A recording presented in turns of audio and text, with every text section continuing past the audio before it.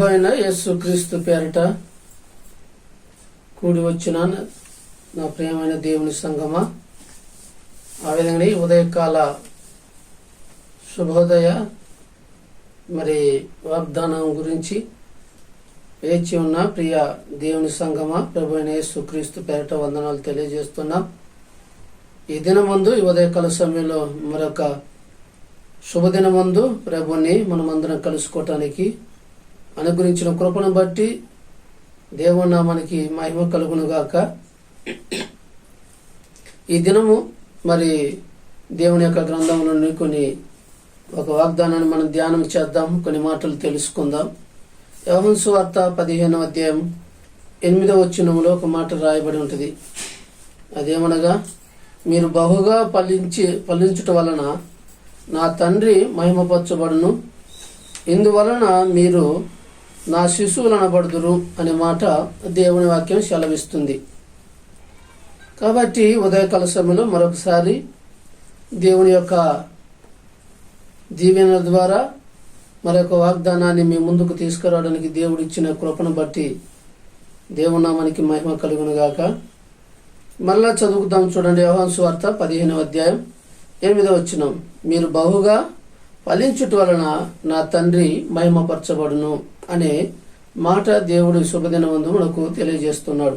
నిజంగా మనమందరం కూడా దేవుని పిల్లలం కాబట్టి, దేవుని యొక్క సంకల్పంలో దేవుని యొక్క రూపంలో ఏర్పరచబడిన పిల్లలం కాబట్టి, తాను ఏర్పరిచిన కుటుంబీకులం కాబట్టి, మనమందరం కూడా ఒక తండ్రికి పిల్లలు ఎలాగైతే వారి పిల్లలు అభివృద్ధి పొందాలా, వారు అభివృద్ధి పొందాలని, లేకపోతే వాళ్ళు ఎదిగి ఫలించాలని ఒక తండ్రికి ఉన్న కాంక్ష ఈ లోకంలో ప్రతి తండ్రికి ప్రతి తల్లికి కలిగి ఉంటారు. కానీ పరలోకమందున్న నా తండ్రి కూడా ఇకలోక సంబంధమైన తల్లిదండ్రుల కంటే కూడా పర సంబంధమైన మన తండ్రి ఇకను ఈ లోక తల్లిదండ్రుల కంటే కూడా అధికమైన ప్రేమ ఆయన చూపిస్తున్నాడు. ఏమంటున్నాడంటే, మీరు బహుగా ఫలించాలి, మీరు ఫలించి అభివృద్ధి పొందాలి, విస్తరించబడాలి, ప్రజలను విస్తారముగా ప్రజలిల్లాలి. అలాగనే వారు ప్రబలించటం ద్వారా, వారు ఫలించటం ద్వారా నేను మహిమపరచబడతాను. అంటే మనుషులు విస్తరించబడితే దేవునికి వచ్చే మేలేంటి అని బైబిల్ మనం ధ్యానం చేసినట్లయితే ఆయన అంటున్నాడు, నేను మహిమపరచబడతా మీ ద్వారాని. ఎలాగూ మీ కుటుంబం ద్వారా, మీ పిల్లల ద్వారా, మీ ద్వారా, అలాగా అనేకమైన కుటుంబాలు పిల్లల పిల్లల పిల్లల పిల్లల తరము అభివృద్ధి పొందుతుంటే వారి నోట ద్వారా కూడా ప్రభు అయిన యేసు క్రీస్తు నామాన్ని స్మరణిస్తున్నప్పుడు, ధ్యానిస్తున్నప్పుడు, ఆయన మన నోట ప్రార్థన చేస్తున్నప్పుడు ఆయన ఎంతగానో సంతోషించాలని ఆశ కలిగి ఎదురు చూస్తున్నాడు. అందుకంటాడు అక్కడ, మీరు బహుగా ఫలించాలయ్యా, అభివృద్ధి పొందాలి, విస్తరించాలి, అనేక మంది జనాలను మీరు అభివృద్ధి పొందాలని దేవుడు అయిన యెహోవా ఎదురు చూస్తున్న మాటలను బట్టి. కాబట్టి మనమందరం కూడా ప్రభు అయిన యేసుక్రీస్తు నామంలో ప్రతి కుటుంబం కూడా అభివృద్ధి పొందాలని ఆయన ఆశ. అలాగే అంటాడు, నేను మహిమపరచబడినట్లు ఇందును గూర్చి మీరు నా శిశువులగుదురు అని మాట సెలవిస్తున్నాడు. నేను మహిమపరచబడాలి, ఆ తర్వాత మీరు నా శిశువులుగా ఉండాలి, అనగా నా సేవకులుగాను, నా పరిచర్య చేసే వాళ్ళుగాను, నా యొక్క కాడిని ఎత్తుకొని బూదిగంత నివాసులకు సువార్త ప్రకటించే వారిగా మీరుండాలని నా కోరిక. కాబట్టి ఇకలోక సంబంధమైన పనుల వైపు మీరు అభివృద్ధి చెందమని నేను అంటం లేదు, కానీ పరలోక సంబంధమైన ఆత్మ ఫలాలు ఫలిస్తూ ఇతరులకు మీ ద్వారా సువార్తను ప్రకటిస్తూ ఇతరులు మీ ద్వారా అనేక మందిని దేవుని నామాన్ని వారి నోట ఉంచితే అప్పుడు నేను మహిమపరచబడతాను, అప్పుడు నేను స్తుతించబడతాను, అప్పుడు నాకు సంతోషం కలుగుతుందని దేవుని యొక్క ఈ ఉదయకాల సమయంలో దేవుడు మనల్ని హెచ్చరిస్తున్నాడు. అందుకే ఆదికాండము 1వ అధ్యాయం 28వ వచనంలో ఒక మాట అంటాడు ఆయన. దేవుడు ఆదాముతో అంటాడు, ఆదామా, దేవుడు వారిని ఆశీర్వదించి ఎట్లనగా, మీరు ఫలించి అభివృద్ధి పొంది విస్తరించండి, భూమిని నిండించండి, దాన్ని లోపరుచుకోండి అని అంటున్నాడు దేవుడు. ఇదేని లోపరుచుకోవాలండి? భూమిని ఎలాగ లోపరుచుకోవాలి? పిల్లల ద్వారా, కుటుంబం ద్వారా. కుటుంబము విస్తరించటం వల్ల భూమిని లోపరుచుకోండి. మీరు విస్తారమైన ఫలాలు కలిగి, విస్తారమైన కుమారులు కలిగి, విస్తారమైన కుమార్తెలు కలిగి మీరు ఫలించాలని నా కోరిక.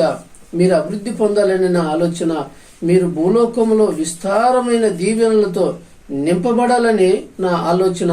అందుకే దేవుడు చక్కటి వాగ్దానాన్ని ఈ దినముందు మనకు నెరవేరుస్తున్నాడు. ఆయన మాట ద్వారా మనం వింటున్నాం, ఆయన వాక్యం ద్వారా మనము బ్రతుకుతున్నాం. అందుకే నా ప్రేమైన దేవుని బిడ్డలారా, మీరు కుటుంబాలు దేవుడిచ్చిన కాపుదలతోని, దేవుడిచ్చిన రక్షణతోని మీరు అభివృద్ధి పొందాలి. మనం అనుకుంటాం ఈ లోకంలో అభివృద్ధి పొందాలంటే డబ్బు సంపాదాలనో, ధనము సంపాదాలనో, లేక మేడ మిద్దెలు కట్టుంటే అదే అభివృద్ధి అనుకుంటున్నాం. కానీ అది కాదు. అది కాదు దేవుడు కోరుకునేది. ఏంటంటే కోరుకునేదంటే ఆత్మలో వర్ధిల్లాలని, ఆత్మలో మీ కుటుంబాలు దీవించబడాలని, ఆత్మలో మీరు మన దేవునితో సాహసం కలిగి బ్రతకాలని కోరిక ఆయన కోరుకుంటున్నాడు. కాబట్టి నా ప్రేమైన దేవుని బిడ్డారా, దేవుని యొక్క పిలుపు మనకు సెలవిస్తుంది, మీరు ఫలించండి అని. అందుకే దేవుడు అని అంటున్నాడు, దేవుడైన యెహోవా అవ్వ ఆదామును ఆశీర్వదించాడు. అలాంటి ఆశీర్వాదము నిన్ను కూడా ఆశీర్వదించాలని, మీ కుటుంబాలను ఆశీర్వదించాలి, మీ కుటుంబాలను బాగుపరచాలని ఆయన ఎదురు చూస్తున్నారు. ఎప్పుడైతే ఆయన దగ్గరికి నువ్వు వస్తావో, ఆయన సన్నిధికి వస్తావో, ఆయన సన్నిధిలో కూర్చొని అనిత్యం నువ్వు ధ్యానం చేస్తావో, నిన్ను కూడా ఆదామును అవ్వను ఆశీర్వదించినట్లుగా నీ కుటుంబాన్ని, నీ పిల్లలను ఆశీర్వదించాలని ఆయన ఎదురు చూస్తున్నాడు.